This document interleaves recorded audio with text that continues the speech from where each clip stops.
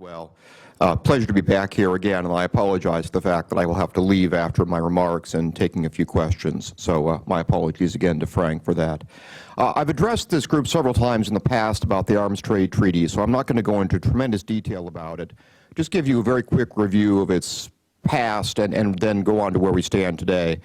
The Arms Trade Treaty really began formally at a UN negotiation conference in 2012, which failed to reach a consensus agreement.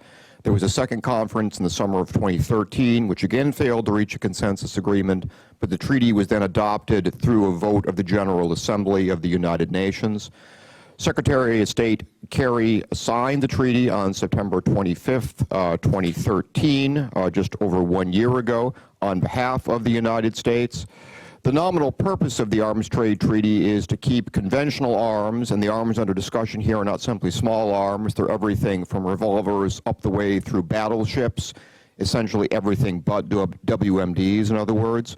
The nominal goal of the treaty is to keep the conventional arms out of the hands of terrorists, human rights abusers, dictators, and the like.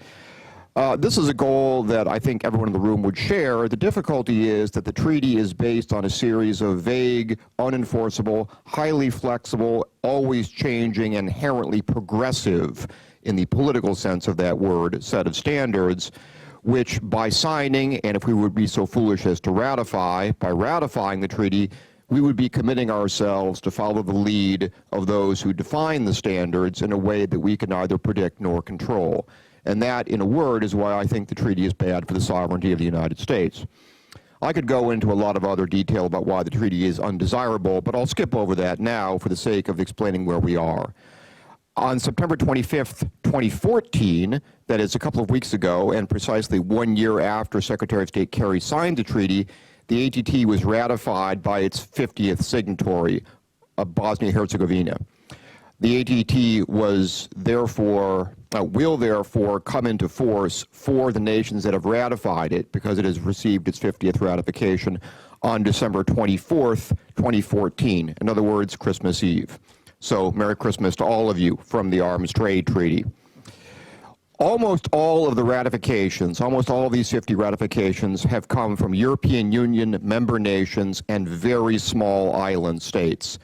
Very, very few other nations around the world have ratified, and I don't think this trend is likely to change. There will be more European ratifications, there will be more small island state ratifications, but none of the world's genuinely irresponsible arms traders, China, Iran, Russia, I could go on, Pakistan, North Korea, none of these places have signed, none of them have ratified, none of them will sign, and none of them will ratify. And of course, even if they did do any of these things, it wouldn't change their actual conduct anyhow.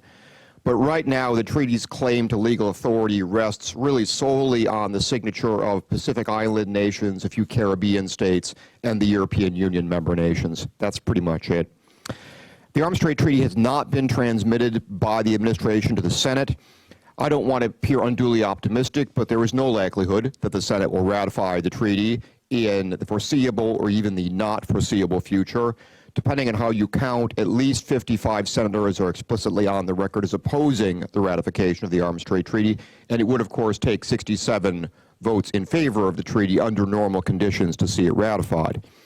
There's been strong leadership in the Senate on this issue by Senator Moran and Senator Inhofe, and strong leadership in the House by Representative Mike Kelly. And I want to, as always, commend their leadership on this issue. But in spite of the fact that the treaty has not been transmitted to the Senate, has not been ratified by the Senate, the administration is already implementing the treaty. The administration has consistently and publicly on the record stated that it is already implementing the treaty, in spite of the fact that it has not even been looked at, much less been approved by the Senate. Now, unfortunately, now that the treaty has received its 50th ratification and will come into force on December 24th, the next events in the ATT process can march along. And the next event of real importance is that the first conference of states parties to the treaty, in other words, a conference of nations that have signed and ratified, probably also just nations that have signed, so the United States will likely be at this conference. This CSP, as it's known, Conference of States Parties, will be held in Mexico City sometime between late June and early September of 2015. Preparations are already underway in a very significant way for the CSP, led by the host nation, Mexico.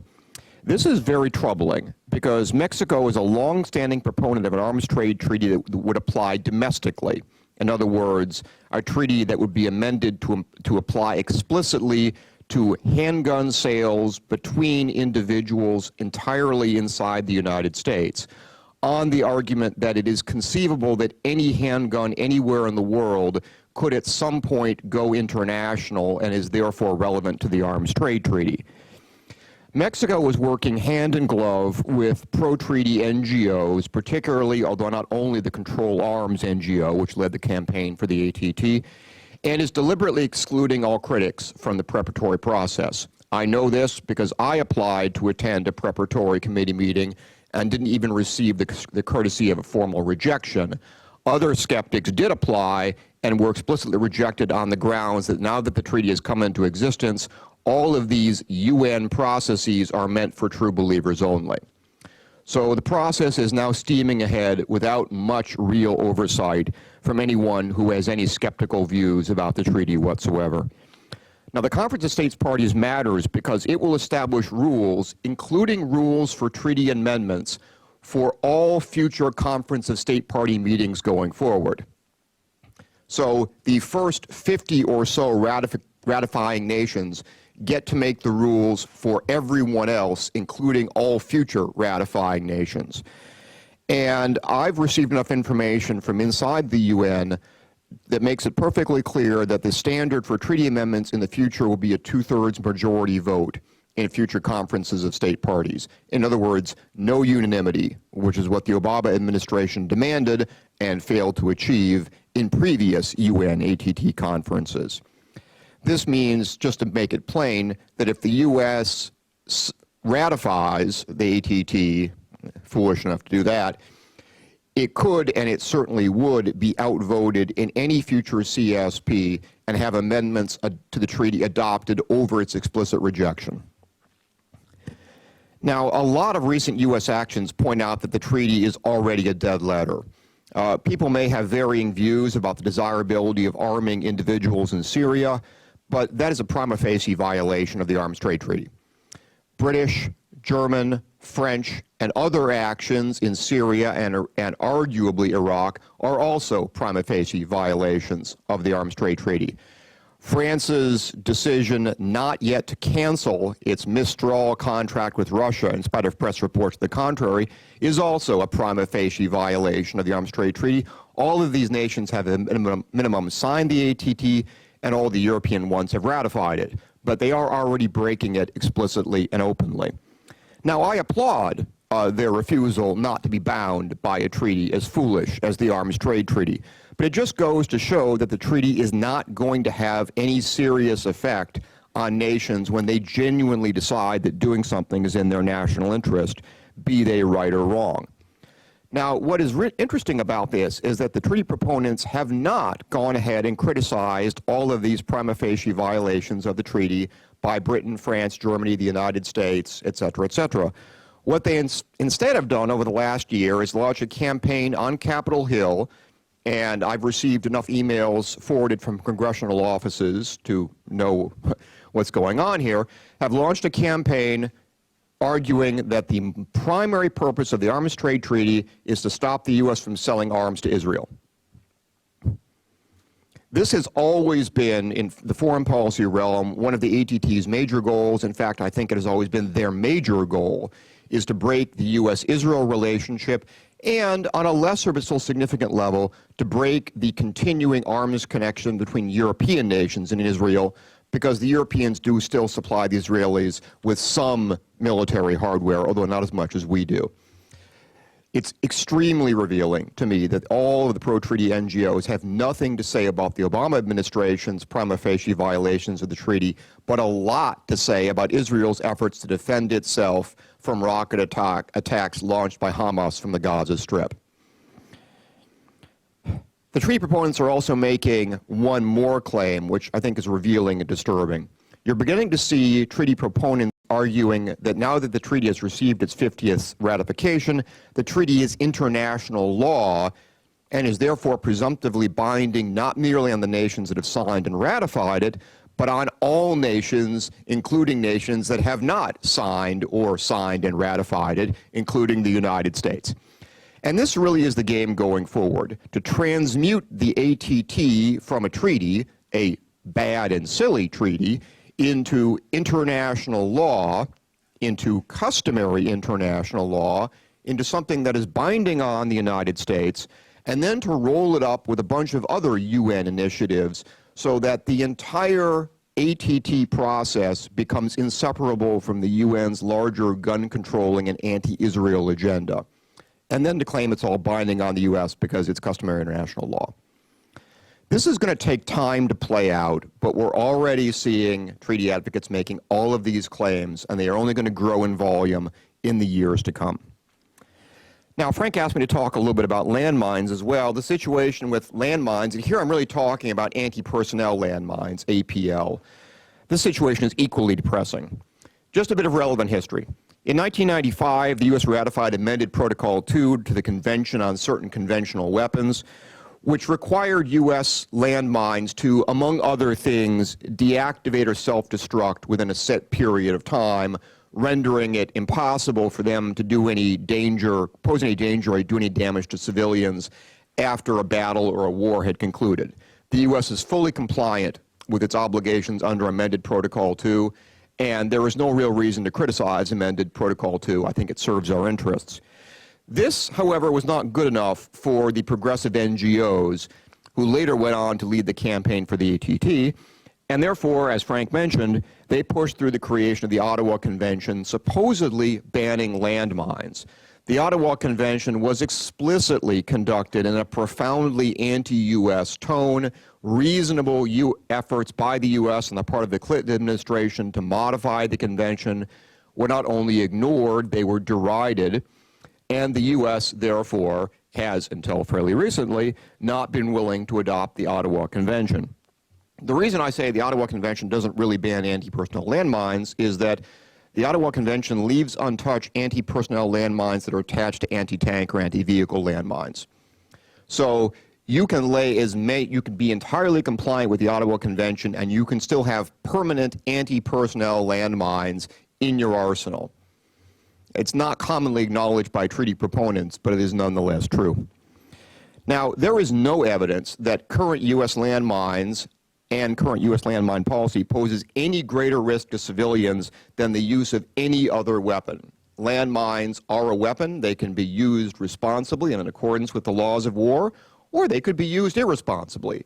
The U.S. is fully compliant with its legal obligation, and it employs landmines responsibly.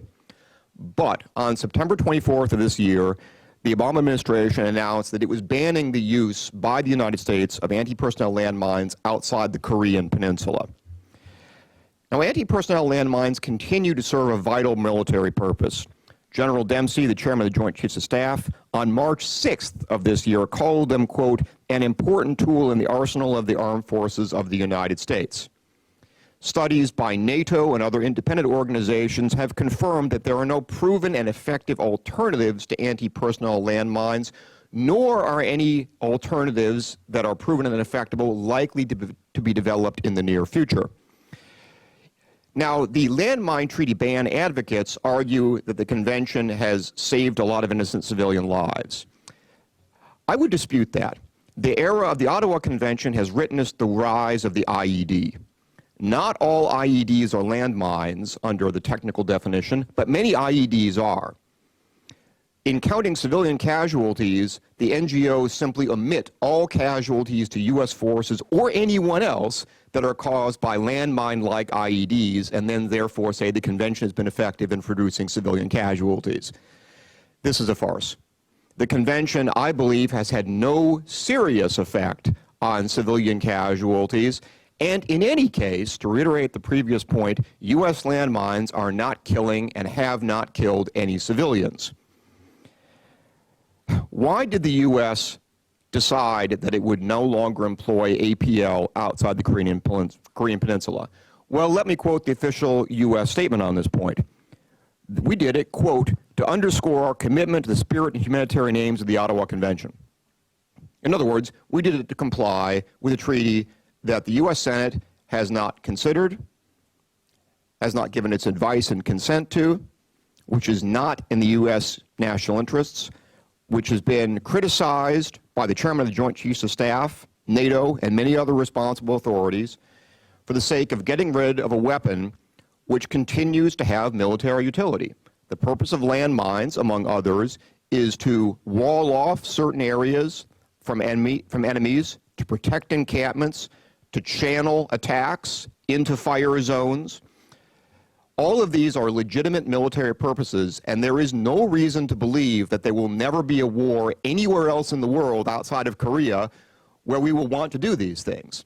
The Obama administration has made a gigantic leap in assuming that the future of war will be such forevermore, because once we give up these landmines, we will not get them back, and we will not have the manufacturing capability to get them back. The Obama administration is assuming that there will never again be an occasion outside the Korean Peninsula where we will want to do any of these things. That, I think, is an extremely foolhardy assumption, which is going to be proven wrong at some future point. The Landmines Treaty, in short, is much like the Arms Trade Treaty. It's a treaty that's bad for U.S. interests, which the administration has signed on to partly in a foolhardy effort to look good to the eyes of the international community, and which it is driving the United States to comply with entirely through executive authority without any Senate and advice and consent whatsoever. I think congressional leadership on the ATT and on landmines is vital, though I have to say that the response from the Hill on landmines has been muted at best, and indeed I would classify it as disappointing. With the ATT and Landmines Convention, the administration, just to sum up, is claiming the right to interpret and enforce treaties upon the United States without any Senate or, in the case of the House implementing legislation, input whatsoever. That's precisely why the vague and expansive language in the Arms Trade Treaty about international humanitarian law, international human rights law, is so dangerous and so undesirable. Because once the administration decides that it has the power to interpret treaties without Hill input and to enforce treaties without Hill input, there is very little that it can't justify itself as willing and able to do. Be happy to take some questions on the ATT landmines or other relevant subjects. Yeah. Since I've got the mic, let me just add one point, if I may, quickly. Ted, this is, on both counts, deeply distressing.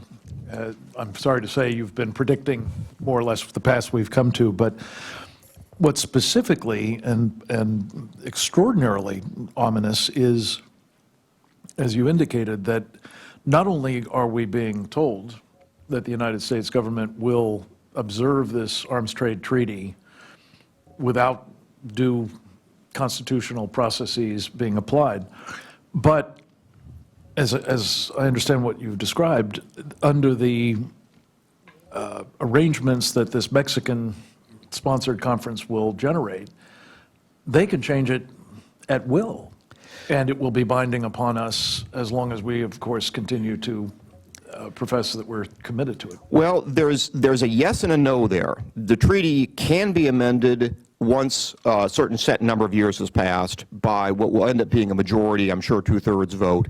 The text of the treaty says that amendments are not binding upon signatories unless they are accepted by signatories. So that's the good news. The bad news is that the rest of the world is not going to pay any respect to that. Once the treaty is amended, the rest of the world, a lot of the progressive legal community, and the Obama administration will be out of office at that point, but some future Obama-like administration will simply say, well, I think it's important that we comply with the spirit and the purport of the Arms Trade Treaty, which includes all of these amendments that maybe some other president or some other administration didn't vote in favor of. So there's some safeguard there, but once you go down the road of saying that we need to comply with the spirit of treaties that haven't received advice and consent, there's not much you can't justify. Right. Has there been any effort to actively defund the treaty in the House and the Senate? Yes, I'm glad you've mentioned that, because there have been repeated votes in the House in particular, but also several in the Senate. NDAA, defense authorization, Homeland Security authorization, CJS, all of these are relevant funding areas. They've made no difference whatsoever, unfortunately. They haven't stopped anything. Now, it's partly because... Have they passed? They have passed. Well, this is, as you hint, this is partly the problem. They have passed. Frequently, they've passed unanimously and just on a voice vote. There are really two problems here. First, since the funding and the budgetary process on the Hill has been so broken for so long, you can put a lot of amendments on all this appropriation legislation and get nowhere. The second problem is that there is really no congressional mechanism for calling an administration to account when you put a rider on an appropriations bill. Even if it were to pass fully into law, how do you actually enforce it? And this sort of thing it's good to pass. It puts the Hill on record, but what's the punishment for funding something that has been defunded? The administration will simply say, look, we're not spending any extra money in this. We have all these people appropriated already to do their jobs. They're just doing their jobs. They're not spending any extra money on the Arms Trade Treaty. So even if we accept the legitimacy of your appropriations amendments, they have no effect because we're not spending any money on it. Simple as that. Yeah. Fred? Well, let's go back and we'll come back. When I worked for Ambassador Bolton at the State Department, and I remember this treaty coming up when he was the Undersecretary for Arms Control. Yes. The arms control careerists used to argue that under the Treaty on Treaties, Vienna Convention on Treaties. A treaty that has been signed and has come into force is binding on the United States until action is taken by the Senate. Now, that's not what that treaty actually says. It actually says we should do nothing to undermine an action. But the question here is that with a Democratic Senate, the Obama administration has a free hand. I mean, until action is taken by the Senate, they can continue to argue this. Not that they won't argue it anyway, yeah, even if it's defeated, because we know this with the International Criminal Court statute. Yeah. It was defeated, and the administration treats it as if it wasn't. But I think that's another reason why it's so essential that we take the Senate next month, so at least there can be some action to force a vote in the Senate on this. Yeah, I mean, you're not just the ICC, Comprehensive Test Ban Treaty is another case in point, and Kyoto, never formally considered by the Senate, but is another sort of case along the same line. Yeah, you're referring to the Vienna Convention on Treaties, which requires nations to not defeat the object and purpose of a signed but unratified treaty. I would point out that the United States has never ratified the Vienna Convention. So our obligation not to defeat the object and purpose of a signed but unratified treaty derives in part from a treaty which itself has never been ratified. It is also understood to be part of customary international law. I have some sympathy in the olden days with this argument. If you and I did a trade treaty or an arms control treaty, and then I did everything prohibited by the treaty and then quick ratified it, I think one could say that would be dishonorable. But the problem is that we're no longer in that era. We're now in an era when the sort of gentlemanly idea that you shouldn't negotiate a treaty and then cheat on it and sign it really doesn't apply very much anymore, because so many of these treaties take forever, or indeed never, get to the Senate, and many of them have profound domestic implications and are implemented by administrations inside the United States without any Senate consideration whatsoever. So this old-fashioned object and purpose idea, I think, once had some real merit to it, but circumstances have changed, I think, to render it quite dangerous. I would be in favor of a wide-ranging series of treaty process reforms, which I could go on about at some length, which I won't, that would, among other things, redefine the U.S. obligation under the object and purpose clause to say, essentially, once the president signs a treaty, we can keep on doing everything that we currently do. No policy changes are required whatsoever until the Senate provides its affirmative advice and consent. So I think that would be a way to reconcile the old-fashioned obligation with this new and undesirable treaty-making era. This is a good idea, it seems to me, and worth maybe getting you back hopefully better times after the election. We're actually working, I can't say we're going to publish this because nothing is published until we publish it, but we are currently working on a fairly wide-ranging draft of treaty process reform ideas, including but not limited to this object and purpose redefinition. Just a quick question. What about organizing a Senate resolution specifically disapproving the treaty? We have had letters. I agree. Look, I'm in favor of anything that puts the Senate in particular, but also the House, on record on this, and the more considered a form it can take, the better. I entirely agree that what we really need right now is probably not additional letters or even a resolution. I think what we really need is a hearing held on the Arms Trade Treaty that would call administration officials up and say, you know, the U.S. Senate exists in part to consider, i.e. advice and consent, treaties. You do not have the constitutional authority to interpret and then enforce treaties, even if you say they require no policy changes whatsoever, because that's our decision, not yours, without Senate advice and consent.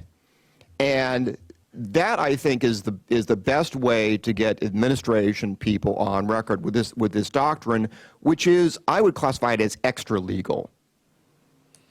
Anti-constitutional is what occurs to me. And just, Ted, it's implicit in what you just said, but it really bears emphasis.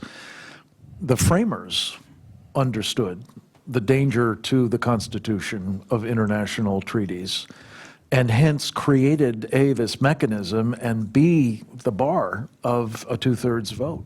And it is outrageous in the extreme. And I think, you know, part of the larger pattern of lawlessness of this administration, but yeah, I mean, particularly insidious. Who is the administration to say that we negotiated a treaty, we signed a treaty, we understand that it requires no change in law, so we're just going to go ahead and implement it?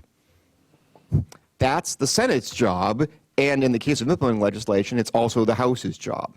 That really should be a fairly common baseline point of view, and the reason they're not going to do it that way is very simple. They know they don't have the votes, so they're going to go ahead and do it their way. Simple as that. And if the Senate doesn't hold them to account, which under Harry Reid it has not done, it invites more of the same.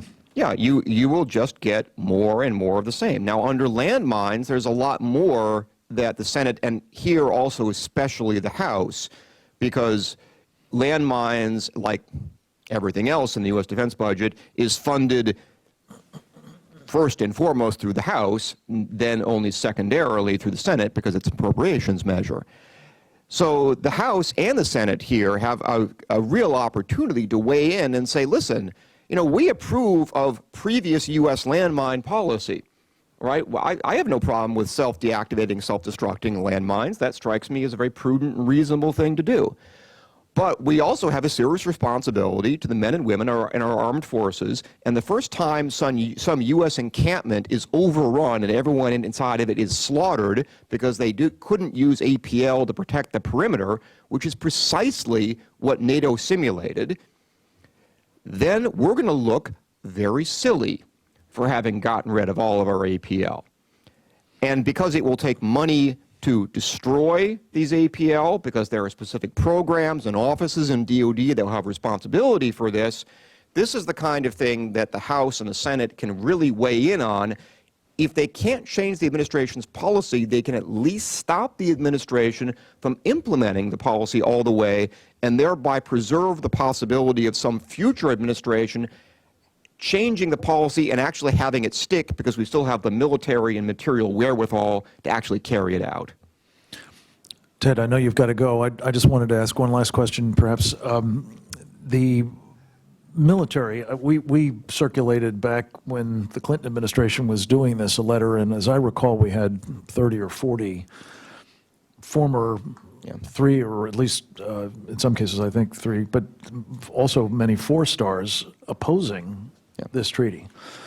You mentioned General Dempsey, the current chairman of the Joint Chiefs of Staff, opposing at least any idea like this as recently as March. Yeah. Where is the military on this at the moment? Do we have evidence of their open opposition to this initiative? And if so, will they be heard from? Should we see the House or Senate take up the kind of initiative? I think this is precisely the kind of thing where House and Senate leadership is so vital, to get the military in public on record. Because General Dempsey, after he made that statement that I quoted, was, I mean, of course, the people immediately leapt on it and said, you know, well, how do you square this with this new policy? Dempsey, over the summer, when the administration tweaked the policy a little bit, came out and said, well, I'm okay as long as we have large stocks of APL, because, you know, then we're still good no matter what happens in the future. Well, the new policy is to destroy the stocks. So General Dempsey's excuse has just been riddled full of holes. But you haven't seen a lot of military on the record as being concerned about this. So I don't think the concerns have gone away, because there is no military evidence of which I am aware that the uses of APL can be satisfactorily replaced by some magical new invention.